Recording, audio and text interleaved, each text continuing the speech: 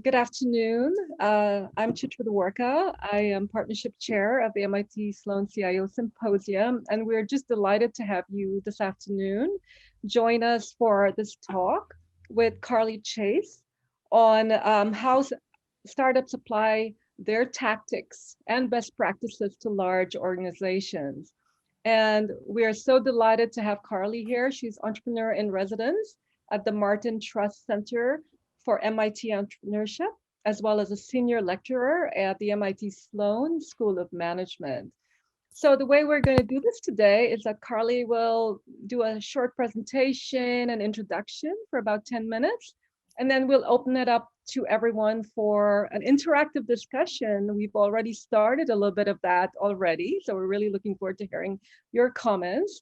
And obviously what you'll do is raise your hand, clicking on the reactions button at the bottom of your screen, and we will take it from there. We'll unmute you. Thank you so much, Carly, and welcome, and please do start. Thanks, Chitra. Thanks so much for having me. And let me just share my screen.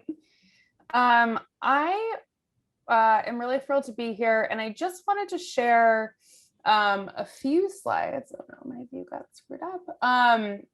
Really just to give everybody a lens, or I should say a similar lens for what we're talking about, because as I was saying before all of you joined, to Chitra and Alan, the word entrepreneurship, the word innovation, those are words that I would say fall and live in big categories. And sometimes, we might think we're talking about the same thing, but we have totally different definitions. So just to make sure that we're all sort of looking through the same lens, and I can give you the frame that at least I spend a lot of my time at the Trust Center at MIT looking through, I thought that might be helpful. Okay, I lost my bar here. So we're just going to do it like this. Okay, I'm super casual anyways. So just as Chitra said, I have the privilege and the pleasure of being an entrepreneur in residence at the Martin Trust Center for MIT Entrepreneurship. What that really means is that I spend my days and as much time as possible with MIT student entrepreneurs, whether that means coaching students who are starting businesses or interested and curious about entrepreneurship one-on-one, teaching classes at Sloan, including a corporate entrepreneurship class, which I'll give you a little lesson from, which is what my slides are from, or running extracurricular programs for student entrepreneurs like Start MIT, which is an entrepreneurship boot camp, or MIT Delta V, which is MIT's premier student accelerator program that I run all summer long. It'll be my 5th summer running it, and it's a total blast. So what brought me to MIT was a pretty windy and nonlinear career to date. I never expected to be in the world of academia, let alone a place as amazing as MIT doing that, or working with students as closely as I do. And it's been a total welcome surprise and amazing thing that sort of happened in my career. I started my career in big companies. I started my career in financial sector in Goldman Sachs. I then went to work in government, another big bureaucratic place, under Mayor Bloomberg in the city of New York, where I still live, actually, although I spend quite a bunch of time in Boston.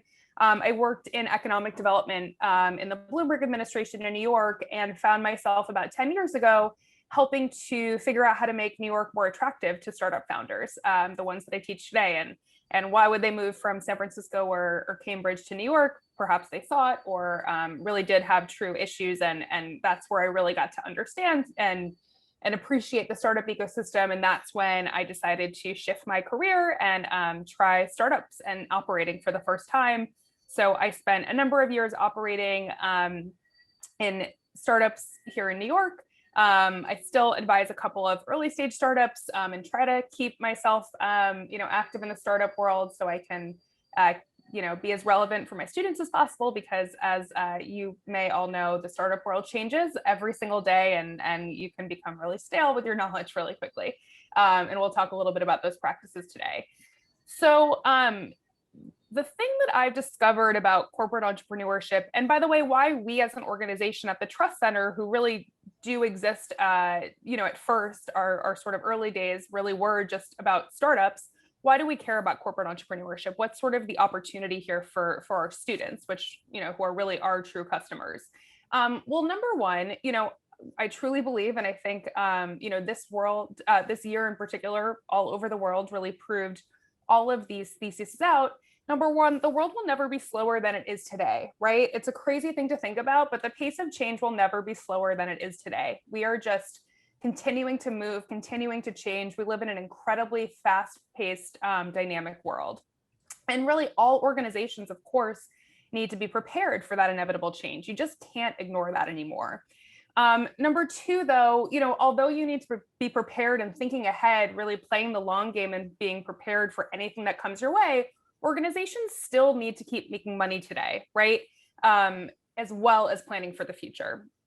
And the truth is that, we inspire our students to solve hard problems. MIT is this amazing platform where I can sincerely tell my students, you're at a place with unbelievable resources, unbelievable talent. Don't solve an easy problem. Go find the hardest problem, that humanity is facing and go take a crack at it. A ridiculous sort of thing to be able to say. But the truth is that startups are not going to solve all the problems of the world, right? When we think about things on the scope of climate change or racial justice or so many of the gigantic challenges we're facing today, startups are not going to solve all those problems. They're really going to only be able to solve sort of like the lowest hanging fruit.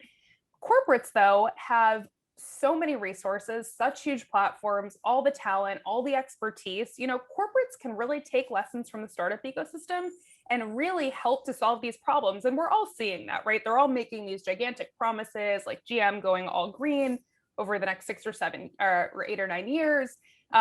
People taking on these unbelievable tasks. Corporates are really playing this outsized role in our society, which I think is quite unique and a major opportunity. And so, when we think about corporate entrepreneurship and really entrepreneurship in general, we at the Trust Center are here to create entrepreneurs. And to us, that means people with an entrepreneurial mindset, which I'll just sort of show you this visual. We say the spirit of a pirate. So people who are adventurers, people who thrive in chaos, who can navigate in a world of ambiguity, who basically can stay agile and adaptable regardless of the challenge at hand. And then the skills of a Navy SEAL. And why I really like this sort of visual is, if you are doing less with more, if you're in a traditional sort of startup environment, you have to stay focused, right? You can't afford to sort of take a really wide lens. You have to do one thing really well to unlock your ability to get to the next thing. And so, the truth is that we don't need just entrepreneurs acting as startup founders or early stage startup employees. When you think about the scope of our society, and again, I'll just refer to the last 14 months as I think the best example of why we need this. We need, entrepreneurs in our corporate world. We need entrepreneurs in civic life and government. I know that firsthand. I certainly now say we need them in our medical field. We know we need our medical professionals to be entrepreneurs. And so what I feel so privileged to be able to do is that we really believe at the Trust Center, we can teach entrepreneurship. That it is a craft that can be taught. It is not something you are just born with. We really believe that's a silly misnomer. And we really try to create entrepreneurs, again, who can go into any of these environments and be successful, regardless of their career aspirations or where their careers sort of surprisingly take them. And we don't really focus on the companies. We don't, some of our students, of course, go on to create amazing companies.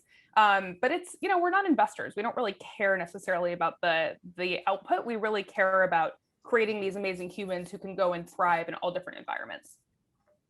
And again, just to reinforce, I already went over this a little bit, but, people think that, this world is a lot bigger than it actually is. The world is looking more and more like the vast sea of chaos, regardless of the environment you're operating in every single day. Again, just a visual of all the challenges we're all facing on a daily basis. And my true belief, what I've really bought into as I've done this work at the Trust Center, is that corporates need to help out. They need to help us solve these problems. Again, startups cannot solve the world's crisis alone. And we also need to help corporates, right? We need to teach them how to be entrepreneurs too. And that's really what we set out to do at the Trust Center.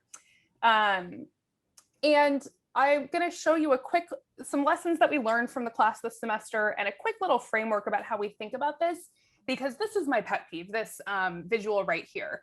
I have the privilege of also talking to a lot of corporate organizations who see the frameworks that we teach and sort of see the way that we launch ventures, either want to talk to our students about their ventures, want to take lessons and say, hey, I think this framework can be helpful for me and my organization too.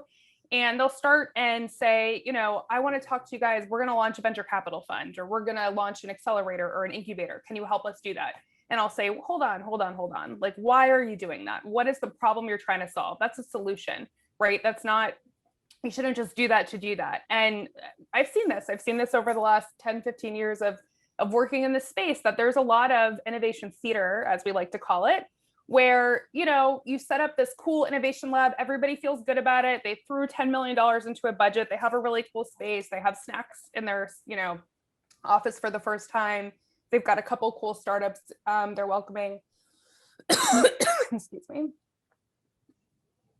And then, 2, 3, 5 years pass. Everybody forgets why they did it in the first place. There was no real good problem they were trying to solve. They just saw something trendy and decided to do it. They wanted to, match their neighbors or match their competitors. And, it shuts down, and the garage or the accelerator or the incubator's gone. And I'm sorry, I have some really bad allergies. I'm gonna just sip some water. Okay. And so we did some great case studies in class, and I can certainly point folks to a few of them, but this work it takes a while. Innovation does not happen overnight pretty much anywhere, but especially in the corporate world. And if you put in the work, if you actually have a method to your madness, then you will lay the groundwork to be able to successfully respond to whatever, crisis or opportunity comes your way. We talk a lot about triggers in our class. Why would you actually take on an entrepreneurial activity? Why would you decide to apply an entrepreneurial tool? And the great thing is that you can be sometimes responding to problems or challenges or competitors or startups coming into your space. And, you might have flattening revenue that you need to figure out how to jumpstart. But there's also a lot of opportunities in a changing world. And so you want to be prepared for any of them. And Microsoft's a great example of the last 10 years or so, with Satya Nadella, came into Microsoft at a time after Steve Ballmer ran the organization and said, okay, Microsoft's doing well, but we actually have a culture of fear. And we missed out on a lot of the big sort of happenings in our space. We missed out on cloud, we missed out on mobile. And I see these opportunities and I want to take advantage of them. But he had to do a tremendous amount of work in the organization to get people ready to even be able to, respond to opportunities, to be able to take risks, to be able to, experiment and not see it as failure when it didn't work out. And so there's not only the skill set, I'm sorry, there's some work going on in my home too. There's not only the skill set of venture creation, but there's also a lot we can learn from the startup world in terms of the mindset of entrepreneurs. And 3 lessons that we really took away from this semester, and we really saw through case studies, through a lot of discussion based. We had a wonderful class of mostly MBA students, and then a lot of MIT has a very popular executive MBA program, and we were really lucky to have a lot of students who were, trying to solve these problems in their organizations in real time. And what we really came out of the class was, number one, again, back to the cartoon I just showed you, there are so many organizations that just reach for the medicine without really doing the proper amount of diagnosis, right? And what happens with that, we get solutions that just don't match problems or don't match the right opportunity. And that's when you can get into big trouble. The other thing that we really acknowledged, and that I truly believe, corporate entrepreneurship, I think, is a lot more complicated and challenging sometimes than startup entrepreneurship. You have a lot more constraints in that world, right? You have existing politics, existing customers, existing culture in your organization, and then a lot of different constraints when you're actually trying to deploy something. In the world of startup venture creation, everything's new. It is kind of your own wild, wild west, and you can sort of do whatever you want for the most part. And then, again, sort of another way to say, I think, this important lesson, which is, understanding how and why to apply entrepreneurship is as important, if not more, in my head than actually doing the application, than actually launching the venture fund, launching the incubator, launching the employee initiative, really understanding the process that you're trying to go through and why you're trying to go through it, I think is something that a lot of organizations miss. And so just to sort of wrap it up, just a very high level, and I can go into more detail if folks are interested, in sort of the framework that we're developing as part of this class, which is, number one, diagnosis, right? Like really taking a good look at an organization, doing a very wide audit of, what's the existing state of the organization? What's the cultural, what's the political, what's the operational lenses that you can look through? What's going on? Why are we even considering this? Are there, again, opportunities or problems? How are new initiatives measured as successful in your organization? Like what, if you're really going to get into this, who am I going to have to go talk to? Who am I going to convince? Who's going to be, my advocates versus my sort of vetoers?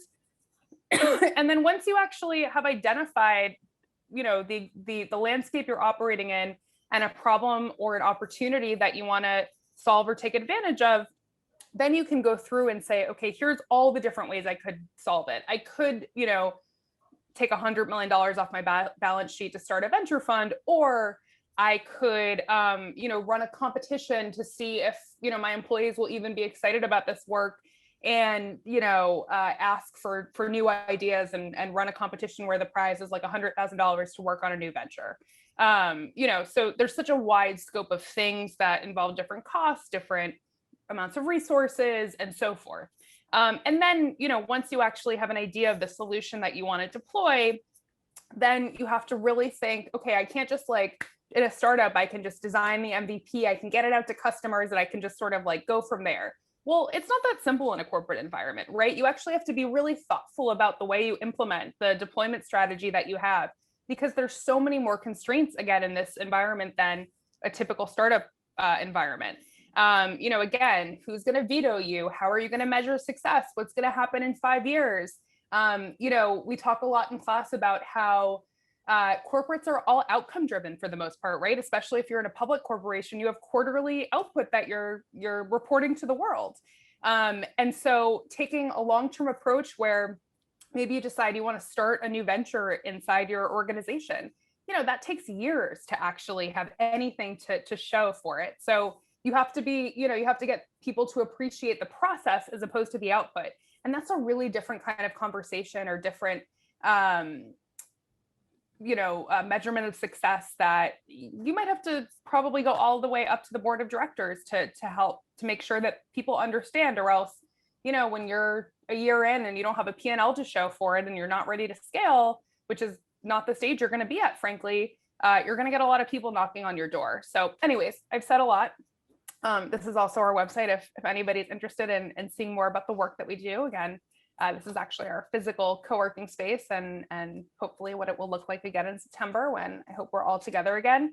So I'm happy to go deeper into the frameworks that we use at the Trust Center for Startups if people want to learn about that and see if it can be helpful for your larger organization. Happy to answer questions about what I just shared, or really anything that's on your mind.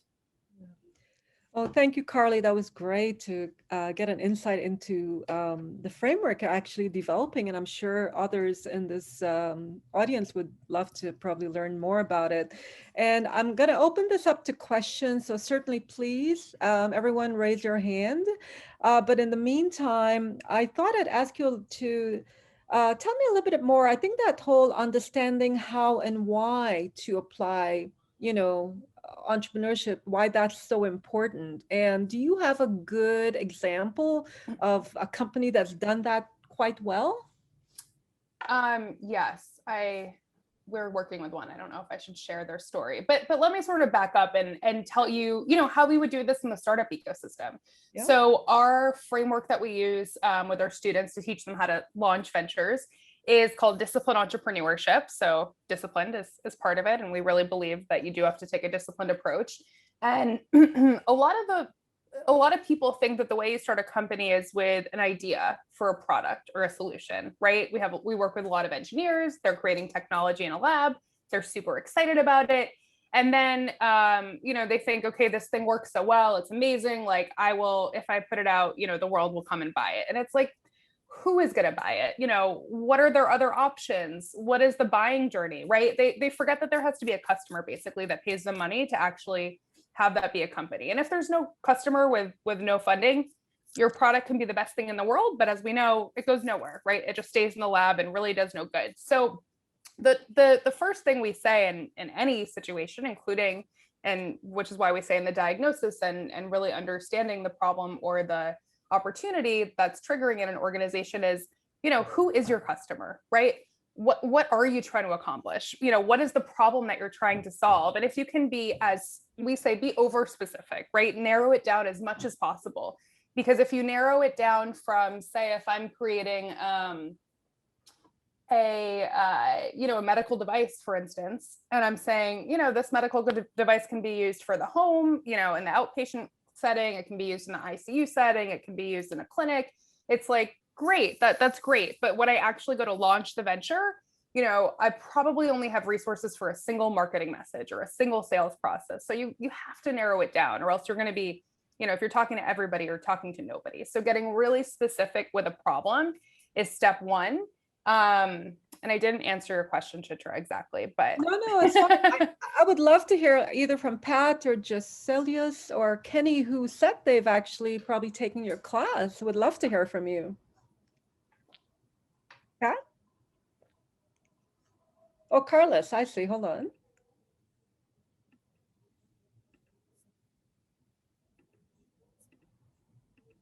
Are you unmuted, Carlos?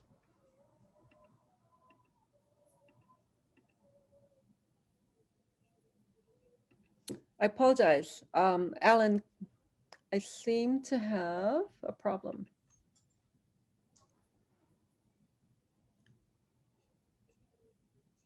All right, I am going to go to Edwin. Hey guys. Hi, go ahead, Edwin. Sorry about that. Different topic. Hey, Carly, I've had the opportunity to actually work on innovation and corporate and entrepreneurship in 3 different companies in 3 different industries in the past few years. And because of that, I also have a lot of strong connections to the true entrepreneurial space, at least in the Houston area or in the energy area, which is a little bit different than the .com of Silicon Valley and Boston. Yep.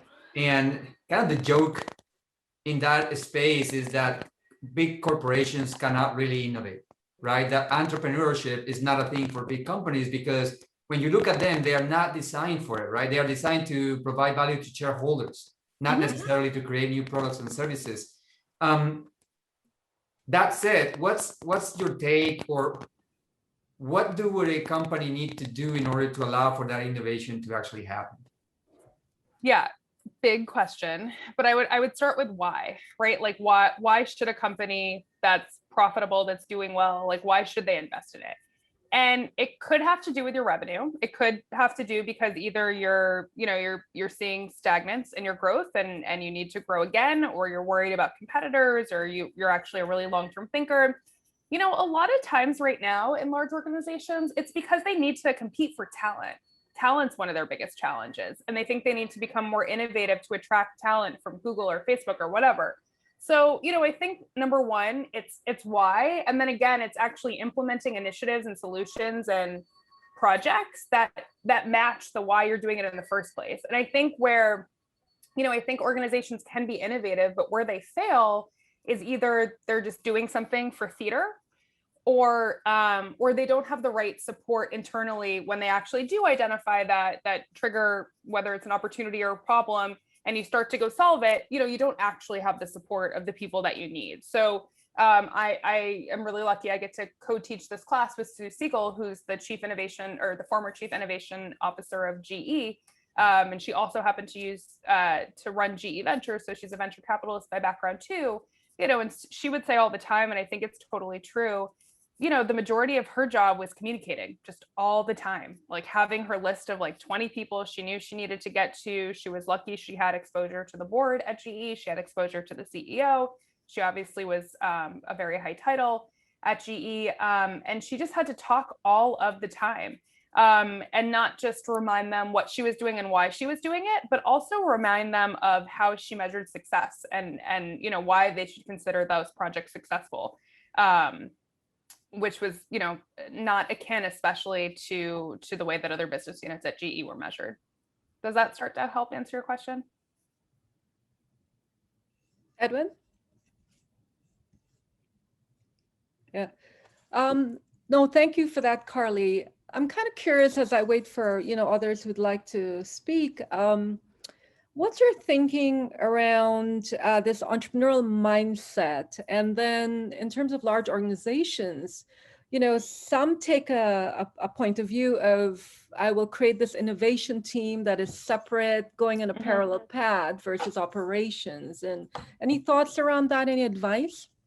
Yeah, so I guess two parts to that question. Number one, what really is the mindset? And then number two, sounds like you're also asking, do these people have to be separate to really create? And so, I think when we talk about the mindset, we really think it can be helpful across your organization. It's just sort of, I think, the new way of working, to be frank. So, a few different characteristics to describe the mindset. One, which I noted in the presentation, it's this whole idea, a term that we're using, it comes from a book by Nassim Taleb that uses the same name, called Anti-Fragile. And we really use it as sort of a guidepost. And again, it really means people who can thrive in ambiguity, like how, we've all been living in ambiguity this year. We've all been probably living in a little bit more of chaos, whether it's because, we're working at home with kids running around and construction and noise at our windows. We don't have noise canceling windows like we do in office buildings, or because the world changed so fast and your work was less predictable than it probably has been in the past. The other two characteristics I would say that we can really take from the startup world, and I think it can be helpful anywhere, is the idea of clock speed, really operating at a very fast pace. To do that, I think startups do that really well because they test a lot and they don't consider failure personal. They consider failure a data point, right? And you can just move on and move to the next test and the next test. And so there's a lot less ego a lot of times in startups, or there should be at least. And then I think, the way that I do think one thing startups do, and particularly well, and granted, it's a lot easier for them because they're smaller organizations, is, really focus on their culture and focus on, sort of the employee experience. I mean, it can be really challenging. Startups are not easy places to work or operate, but I do think there's lessons that corporations can take. And then to get to your second question about, how do you actually implement this? Absolutely. We say if you're actually trying to get a venture off the ground, if you're trying to start a small company and a big company, it has to be separate as much as possible, just because the existing culture of the existing business, the existing, the pressures of the existing business, it is hard to really create and innovate and start something from scratch if you're in the existing environment. So we do say, take it outside, try to separate it. And then again, the challenge of implementation is how do you bring it back to the mothership? And that's something that you might be really successful in creating that venture, but maybe it never makes it back to the mothership, which may or may not be good. So we have Pat Hubble who has a question. Go ahead, Pat. Well, it was more of just a compliment to Carly. I really enjoyed listening to this. It's just so central to much of my thinking. But, I think I often speak about the importance of incentives being put in place in corporations and the proper incentives so people do the right thing and so people's egos aren't in the way and so that people can innovate and fail and be rewarded for doing it. And I think I've only worked for one company that did that. And I love the fact that you brought up the point about ego versus failure, because in a sense, we don't even parent this into our kids that failing is actually a good thing. It doesn't mean not doing your homework, but it means allowing yourself to try something new and totally screwing it up and stand back up and try again. So I love that comment, Carly, and I really appreciate it. Thanks. Yeah, I think it's something, it's a product and engineering mindset, actually. It's not even necessarily a startup mindset, but it's seeing things as data as opposed to seeing them as personal reflections, back from you. And before I go on to Edwin again, Pat, just curious if you don't mind sharing, because you worked in corporate America, do you have some insights to share from your transition?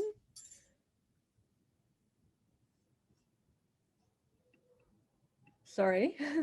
It's okay. It's okay. It's good. Go ahead. I think for me, my plan was to go out into the corporate world, and so I followed through with that. And I had some mixed opportunities in terms of those very incentives I talked about. I worked for Eastman Kodak many years ago, and it's a very formative experience. And in spite of the fact of what we know about where they are today, at the time, this was back in the 80s, I was working for an organization that was separated from the other organizations. And they set entirely different sets of incentives. And my husband, who was working in the more Kodak Park, was working the more traditional side, and we had two totally different experiences, right? So incentives were set up to be able to fail and to try new things. And I was given a lot of great opportunities. And then I left to come home to New England, where we both worked for digital equipment corporations. And we all know how that ended as well, where incentives actually weren't set up to make innovative decisions, even though they were seen as a major innovator, and they didn't last that long. So it was interesting juxtaposition of two companies. It is what led me to writing my application to MIT Sloan, and that is what my application was written about. And it had a lot to do with what my thesis was as well. It really, those two experiences, one right after the other, impacted me so to my core that at 62 years old, actually at 58 years old, when I was kind of had it with ego and fear of failure and a lot of fear in the workplace, I decided to go off and try something new and take a huge risk.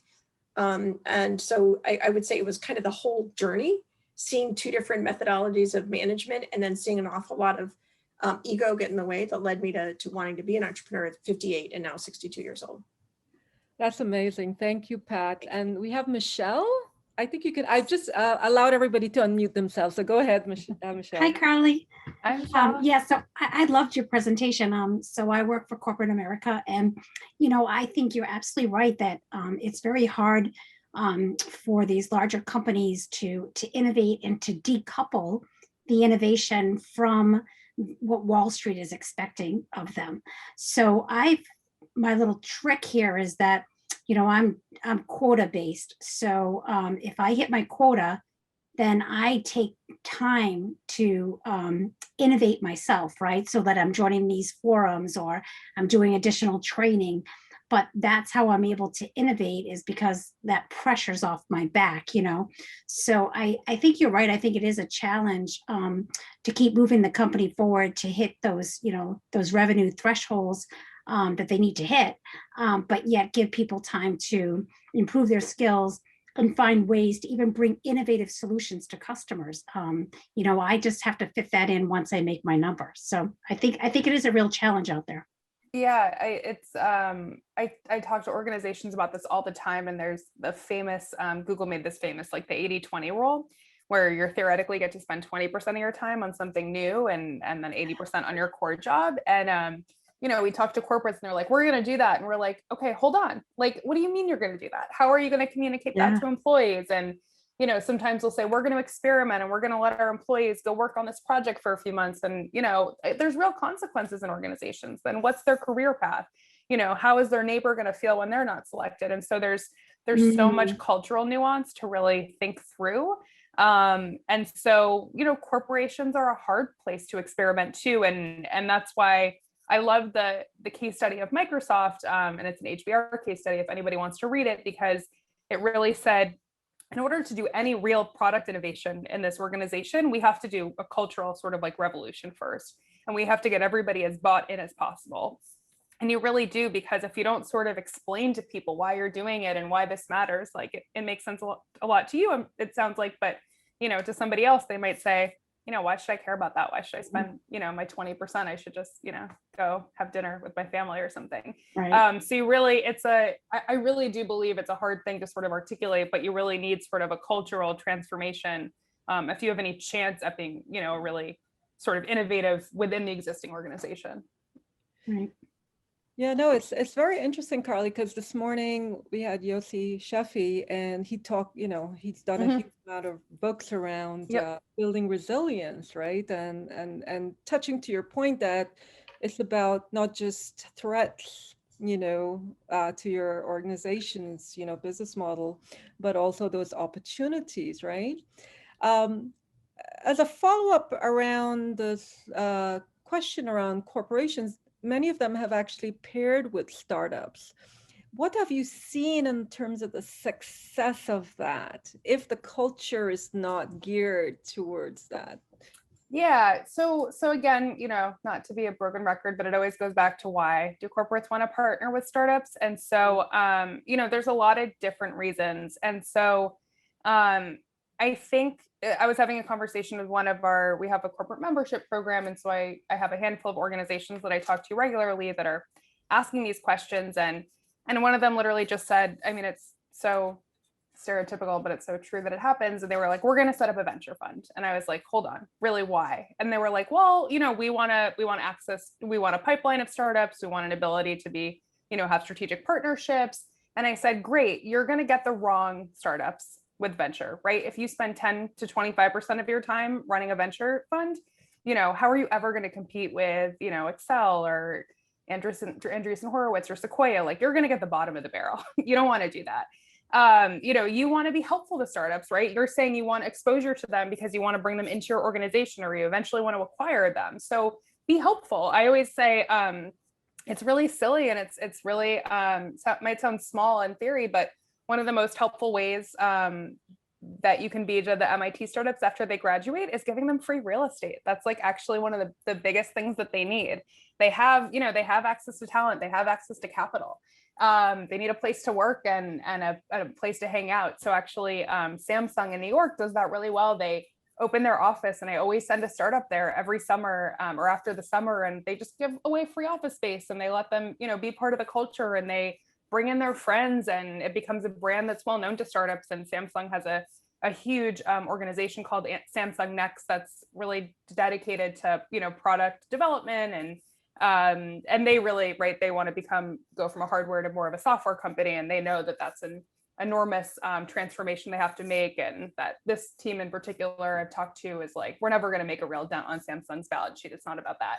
For us, it's really about helping them just see things into the future and become diversify their balance sheet basically over time. So again, it really depends on your goal, but I think the successful ones are realistic with what they have to offer and what's interesting to startups, and it's not always going to be a perfect fit. Corporate venture capital, I think, is at its height right now. I think I saw some report in the Q4 of 2020, like some unbelievable amount of money coming from corporates into startups, a lot, I think, in the healthcare space in particular, which I think makes a lot of sense. But capital is one thing that startups need. It's not the only thing. And you should be, sometimes it's talent, sometimes it's product, sometimes it's just watching your competition and making sure that, it's happening in your space. But there's lots of reasons that corporates want to have exposure to startups. And I would argue everybody needs to understand what's going on in the startup ecosystem, because it moves so fast and they really can get an unbelievable amount of capital these days to chase after you. But just being honest about what your value is to that ecosystem, I think is a good assessment and exercise to do. Oh, that's a really important point about their value to the ecosystem. I'd love to hear from like Garrett or Kenny or Gary. I'd love to hear because I know Gary, you've got a lot of experience, but anyone else would like to throw your 2 cents in? Feel free to unmute, please. Gary, hi. Hi, how are you? Good. Yeah, I love this space. I've been involved in Valley Venture Mentors out here, met Chitra there, with startups, small, post-college startups, and further than that up at UMass, where I'm also a mentor. And we're not involved in the high levels of the corporate world, but we see the successful startups getting into that. But at the same time, I've spent my entire career in mid-upper management, had my own business for 34 years, providing technology solutions to manufacturing companies. I love engineering. I'm a geek from the time I was a little kid.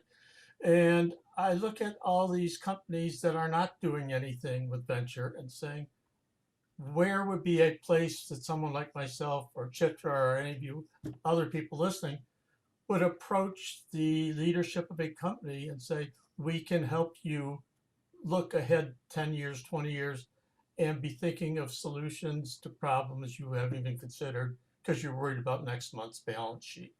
And obviously what you're doing with the young students and the startups, is that the sort of thing that we would love to be helping people transition into. But having worked for large companies, it's a very risky road for somebody in management to start proposing, oh, let's drop X number of dollars on these startup things, when you and I know that 5% may actually have something valuable at the end of a year or two. But the learning that you do with the stuff that you're not planning to accomplish can be invaluable. Yeah, I absolutely agree. And that's why, there's so much that corporations, right? If you think about the list of assets that corporates have over startups, it's so long. Yes. And money is one thing. And I think it's the most obvious for whatever reason to corporates, but I really don't think it's the most valuable for the most part. When you look at the amount of venture capital in the ecosystem, I mean, they just don't need corporates' balance sheets for the most part right now. So, what can you offer them? You can offer your expertise because you have unbelievable talent with unbelievable experience. You can offer them, your platform. Perhaps there's something you can do together and offer them, press release. Credibility is what every startup needs. You can offer them, to be a pilot customer or pilot partner. You don't even need to pay them money a lot of times. You just, you need to give them your name.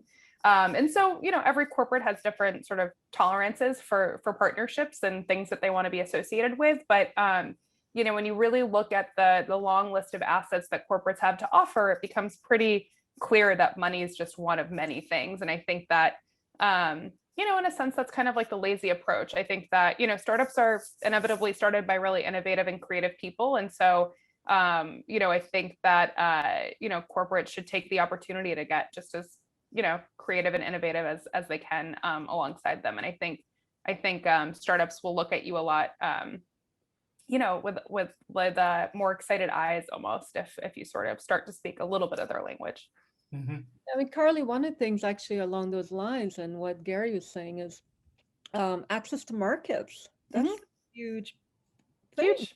Yeah. Supply chains, right? Like, I mean, it's really a whole success or failure even, right? Yeah. I mean, there's just so much wealth of knowledge and it's really access that corporates can offer startups and they need all of that. I mean, they're chomping at the bit and trying to climb their way to, partners for manufacturing or partners for logistics or supply chains, depending on the startup, or, access to, I advise a med tech startup, they need access to, manufacturing partners and hospitals to do clinical studies with. And, if you just give them an intro today, you will be on their mind for a long time, right? It's a really easy way to make a very strong connection by just offering something.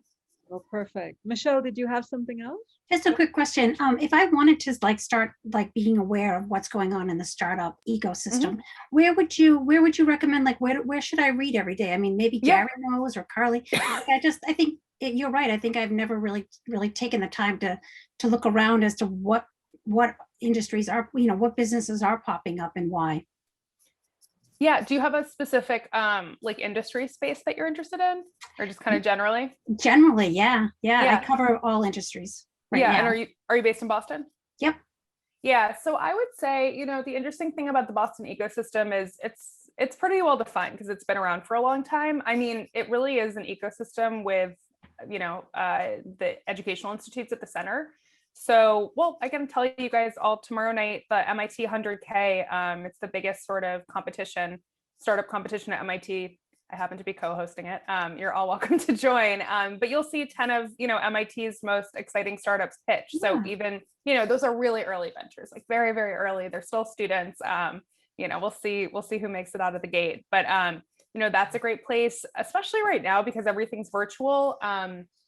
Sometimes our startups then go to equity-based accelerators like Y Combinator or Techstars. I just saw Techstars posted 100 of their most recent startups pitches So if you just sort of, I guess my piece of advice would be that the startup ecosystem is vast. Don't try to get your hands around the whole thing. Like pick 3 or 4 places where you think you can sort of, get their newsletter or go to an event once in a while. If you're interested in clean tech, like Greentown Labs is an amazing place in Boston, or Mass Challenge is an amazing accelerator that has a bit of a social impact bend to it.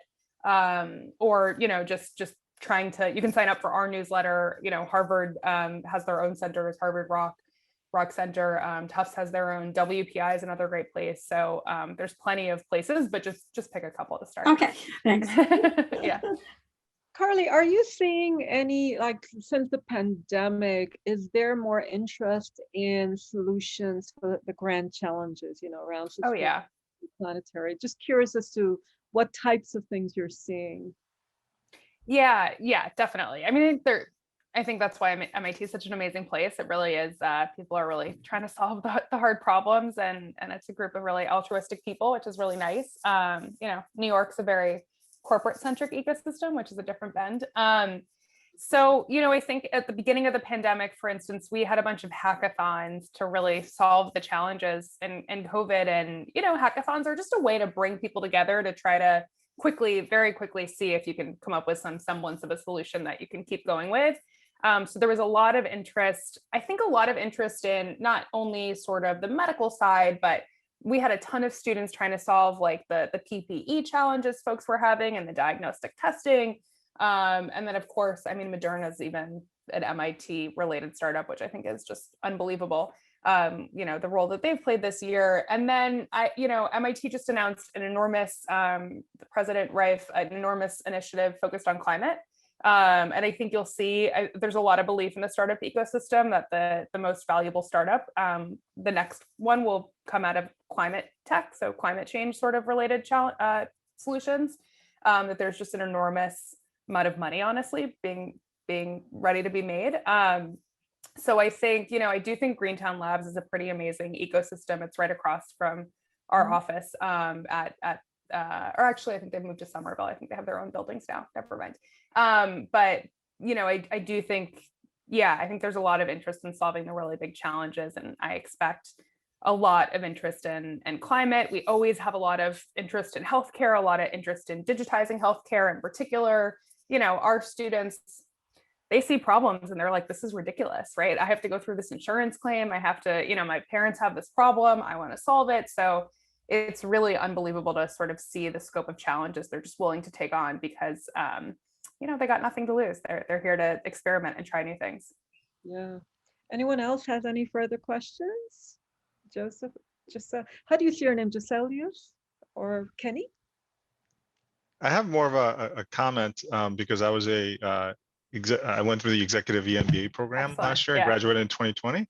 And also I went through Bill Aulet's class on discipline entrepreneurship, which was awesome. And I have that map like right here on my desk, 24 steps. And just a quick background is I had a startup, it got acquired, I sold it to a publicly traded company. Now I'm there. And what's super interesting is some of the basic questions that a normal startup would ask often gets missed in a big corporate setting because of so much kind of old way of doing things, politics, decision makers, powers and egos that gets involved of sort of the natural question, like what problem am I solving type of questions, right? Rather than those, it becomes a directive. A project becomes a directive. You just got to do it without asking, deep questions. So I thought that was super interesting. And one additional comment that I make is rather than what problem am I solving, who am I solving it for? Asking that was really interesting. And there's this one slide here trying to figure out your beachhead, and there's an exercise that you go through, who's the customers and then the right fit and all the profiles. That actually saved us a big blunder recently within our internal team here, millions of dollars. So I guess the question is, like, if companies want to go through this, because you said you advise, company, like, how do they get involved? Like, who do they reach out to and say, can you come in and speak to a group of, let's say, senior leaders or product managers or whatever that may be? Like, how does that work? Yeah, great question. Thanks for asking. And I'm glad you got to take the class, and it sounds like congratulations on your success. So we started sort of, we had, Bill's, if you know Bill, he's a very big personality, and lots of people want to learn from him, which we're really fortunate to have him lead our organization. So he has always gotten quite a number of inbound interest in coming to teach, discipline entrepreneurship wherever around the world. So we started a corporate membership program a couple of years ago just to help support some of our student programs, like our accelerator, since nothing we do is equity-based. We just give out cash to our students. And so it helps support those initiatives. And then we basically get to pick a handful of organizations that we sort of formally work with every year. So, we're not good salespeople. We definitely spend a lot of time with folks just because we think their problems are interesting, and there's, some synergy. We can bring them into class, or they can be really helpful to our students, which is always really great. But we do happen to partner formally with a number of companies a year. And those are some of the companies I'm talking about. So, I think the question is, Carly, should he contact you, right? yes, contact me. Awesome. Okay, Yeah, thanks, Carly. I'll put my email in the chat. And also, she's in our community, so Yes, I am. certainly post to her. So, Carly, I just want to make sure they knew who to contact. Yeah, sorry, me or Bill. Bill, you can try Bill, but contact me. Of course. Yeah. I think Jose Luis, you had a question. Please go ahead. You can unmute yourself. Yeah, hi. Hi. Yeah, you pronounced my name correctly. It's Jose Luis. I'm also an MBA for 2014. I actually took the course as well. Nice. I have this close to my desk. And I just want to tell my colleagues here that the materials are really good. I work for G Appliances. I'm a product manager. And that we scope virtual service 3 or 4 months before the pandemic. The most insightful thing about this material that I learned from Bill was to define the customer. So we have a really good use case. And when the pandemic hit, we were able to pivot really fast to have a virtual option. So we were not able to send technicians to homes. And then we didn't have that opportunity of passing the virus between the consumers and the technicians. Difficult to drive innovation in an old established company in a very competitive industry, but the framework was very valuable to us. So I just wanted to share my experience. Thank you. And I just put I put our website where there's a lot of great materials, but then the book's website, d-eship or disciplineentrpreneurship.com also has some great resources if folks are interested in checking them out. Wonderful. No, thank you so much. Anyone else? We have a couple more minutes left. Any other additional comments or questions for Carly? So Carly, where do you see things going? Like, do you, the pandemic and moving forward, any insights, something you've learned in the last year that you could share with us? Whether it's, applicable, we all have to be entrepreneurs individually in our lives, believe it, or not, right? Yeah, I hope that everybody does understand that now and really does see the value of, everybody's world feels a little bit more like an early stage startup, right? Regardless of the world that you're operating in, work or home or some other part of your life. And so I do hope that, I think when we all get back together, perhaps in offices, that'll continue to sort of resonate, because I think that, the challenges that corporations are dealing with, aren't just business related, they're people related now. And I think, at least a place like New York, I think over the last 10 years, the war for talent between lots of different industries has gotten fierce. And so, if not to, create new ventures within your organization or to increase revenue, I think even just sort of, having that mindset of not being afraid of failure and seeing that as a positive thing and being able to be a little bit more anti-fragile, hopefully, I hope that's more attractive for everybody. I think personally, it's just a more interesting way to be than operating in a culture of fear. Yeah, no, wonderful. I actually want to ask Pat, I know obviously the year has been challenging probably for your organization, but has there been some silver linings for you in Canderful? Thank you for that, Chitra. You know, it hasn't been bad at all for us. Well, you know, there's the good and the bad. So we were already remote. We were already doing everything via Zoom previous. So in our pitch decks, we used to have to explain to people why there was a benefit for meeting the military over Zoom. They're deployed. It opens up our flexibility. Our coaches can be from all over the US. We don't really have to explain it with quite the passion anymore. People get it. So that was great. We were able to get the attention of our transition partners to get access to the market much easier because they struggled as they moved towards becoming digital. So we were able to fill in the blank for them, which got a lot of trust from hiring our heroes, USO Pathfinder, et cetera. So that was good. The downside was really as an outcome of the difficulties, not so much directly related to COVID, but with the, sorry, having a brain cramp, with the difficulties with racial justice and racial injustice last year. A lot of granting organizations that we were counting on moved their money towards away from veteran programs into racial injustice. And so now we've had to add to our pitch deck the diversity and inclusion associated with the military, which is very high. So we have to kind of up our game to go after those grants. So on the one hand, access to the market was improved. On the other hand, granting foundations were moving with what the demand for focus on social impact was. Yeah, and before I close out here, you know, Gary, do you have any final words? Then I'll ask Carly to say a few things and we'll wrap up. No, I would hope to get an invitation to come down and visit Carly and see Anytime. some startups at some point. Anytime. Both our allergies are doing better. Yeah. Yeah, definitely. I mean, there's lots to see virtually, luckily, for better or for worse. And then, yeah, we hope to open our doors to the Trust Center, which is a co-working space and a really, for better or for worse, we work amongst our students. So we don't always get that much done, but we have lots of great dynamic conversation and lots of energy. Yep. Oh, wonderful. So Carly, any last words for us? And then we'll wrap up. No, I mean, thank you all so much for your great questions and for your interest in this topic. You know, I really do. I really believe in the power of corporate entrepreneurship and bringing entrepreneurship to corporates, because I really do believe that, you know, startups are doing a lot of good and solving a lot of challenging problems, but, you know, they don't have the resources and the assets and the platforms that corporates have. So I just think there's an unbelievable opportunity for, you know, whether corporates are like it or not, they're sort of up to take on these challenges. Oh, wonderful. Jose Luis, do you have anything else, or are you just your hand is still up because of prior? I'm going to assume that. All right. My hand is still up from prior. But thank you. It was a wonderful session. Thank you, Carly. Yeah, thank you. And Great thank you, insights. Chitra.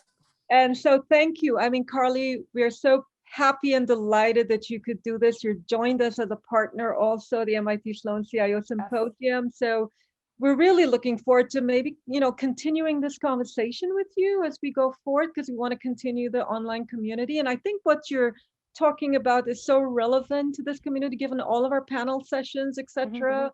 So just want to thank you so much. And we look forward to keeping engaged and having more conversations. Absolutely. Thank you all. Have a great afternoon. Thank you very much. Bye. Take care. Bye. Bye.